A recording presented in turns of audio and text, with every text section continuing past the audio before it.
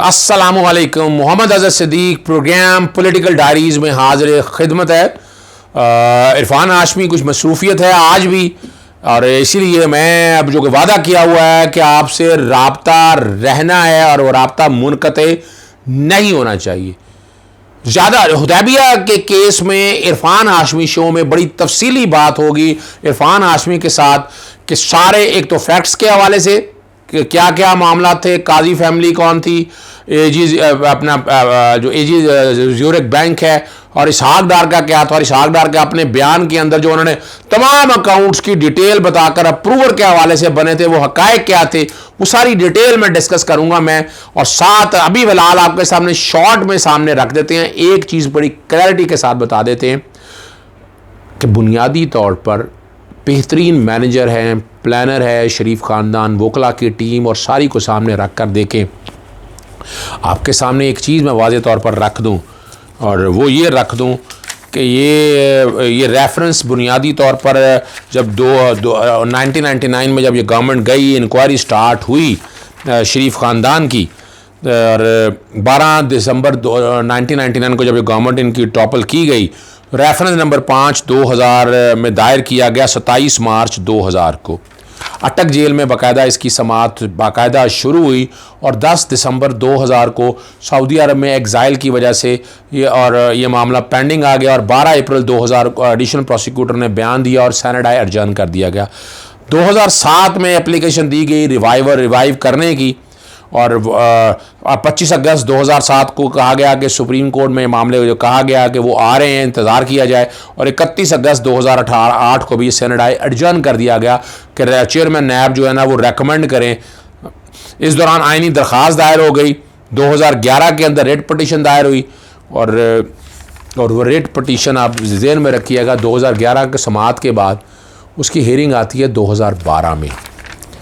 2012 में अब रिकॉर्ड पे है, गवर्नमेंट नहीं आ चुकी है, हालात और वाक़यात बदल चुके हैं, जो अगली गवर्नमेंट आती है उन्होंने कोई तवज्जो नहीं दी या हालात और वाक़यात नहीं देखे, और जस्टिस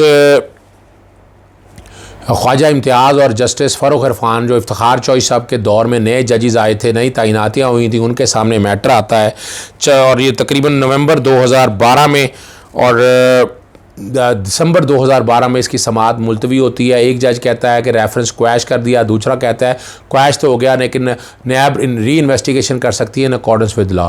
फिर पूरे 1 साल बाद एक जज और आते हैं जैसे सरदार शमीम साहब, उनके सामने लगता है दिसंबर में हेयरिंग होती है, और मार्च 2014 में वो फैसला देते हैं, और वो यही कहते हैं कि रेफरेंस क्वैश और इसकी री इन्वेस्टिगेशन यानी टोटल ख़त्म कर देते हैं, और इसकी फिर अपील दायर नहीं की गई। उस वक्त के प्रोसिक्यूटर जनरल आज का सिंध हाई कोर्ट के जज हैं, और चेयरमैन नैब अपील ही दायर नहीं करते। अपील दायर तब होती है जब मामला पनामा वाला सामने आता है, 5 मेंबर बेंच के सामने जब मामला आता है, तो उस वक्त कहा गया कि ये क्यों अपील दायर नहीं की गई। फिर अपील लेट दायर की गई, और फिर अपील की समाअत की गई। उस अपील में जस्टिस काजी फ़ाइज़ ईसा साहब मौजूद होते हैं, जहाँ पर कहा जाता है कि मीडिया का जब लाइव प्रोग्राम पर पाबंदी रही, और वो डिटेल में डिस्कस होने वाली बात है, सिर्फ आपको नॉर्मल हक़ाइक़ आपके सामने मैंने रखे हैं। यानी एक तो बड़ी साफ बात है कि इसकी ट्रायल कोर्ट ने इनको बरी नहीं किया, ना सज़ा दी। तो ये जो कहा जा रहा है, जो चीखे मारते फिर रहे हैं PMLN वाले कि जनाब पता नहीं, यानी वो डरते क्यों, वो फेस करो यार इस मामले को, डरते क्यों, वो फेस करो इस सारे मामले को। फेस नहीं वो करना चाहते, क्यों नहीं करना चाहते कि इसमें बहुत कुछ है, ये मदर ऑफ़ ऑल करप्शन है। मरीम सफदर साहबा का नाम है, जिसकी वजह से डर रहे हैं, मुसीबत पड़ी हुई है कि मरीम नवाज़ इसमें फंस जाएगी।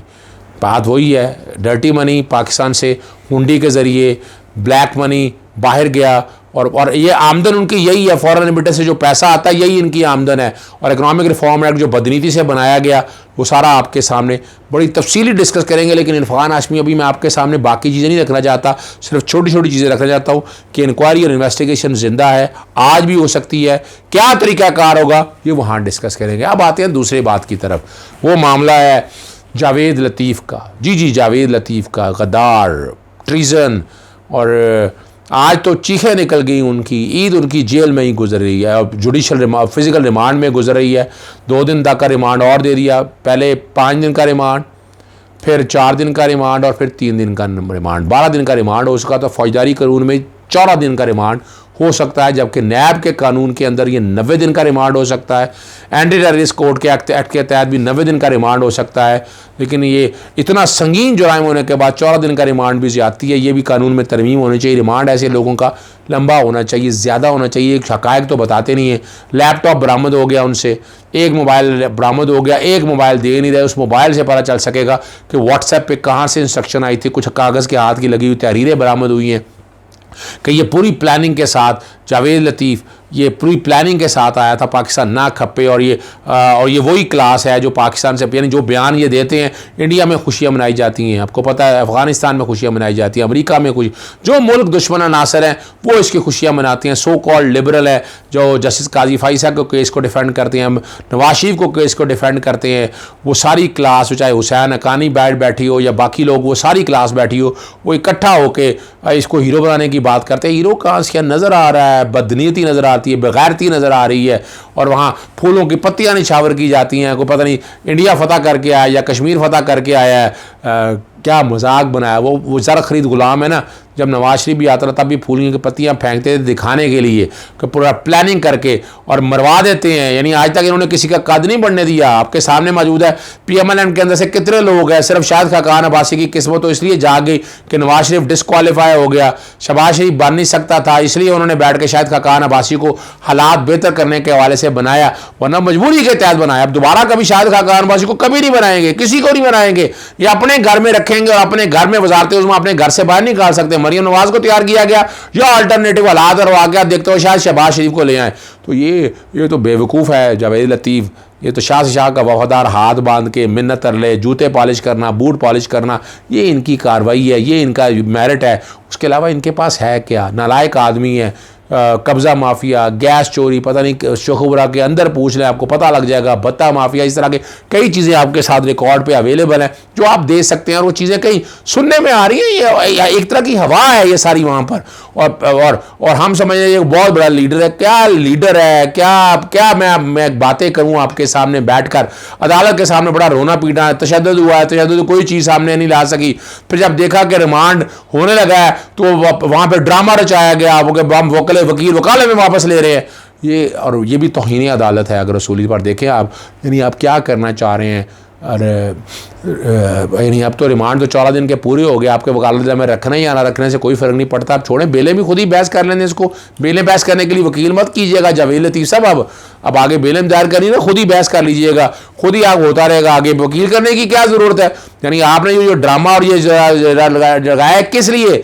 मौका आ गया है कि इन दुश्मन लोगों को, मेरे मुल्क को बदनाम करने वाले लोगों को मंतकी अंजाम तक पहुंचाया जाए।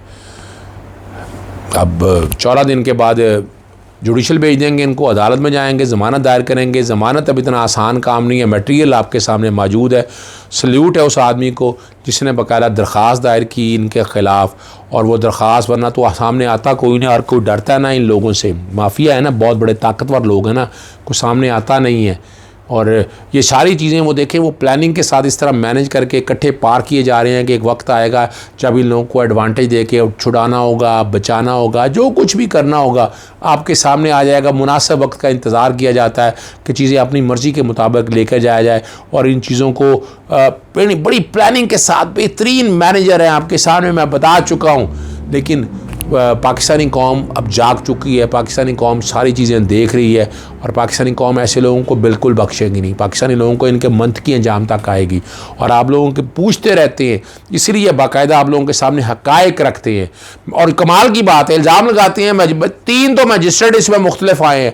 आज अब्दुस्तार साहब से पहले एक लेडीज़ थी, यानी 3 मजिस्ट्रेट मुख्तलिफ ने हालात और कानून ने जब 14 दिन का रिमांड दिया हुआ, आप कौन होते हैं एतराज़ करने वाले, बातें करने वाले? अगर आप रिमांड से मुत्तफिक नहीं थे उसको चैलेंज कर सकते थे आप, याद रखिएगा।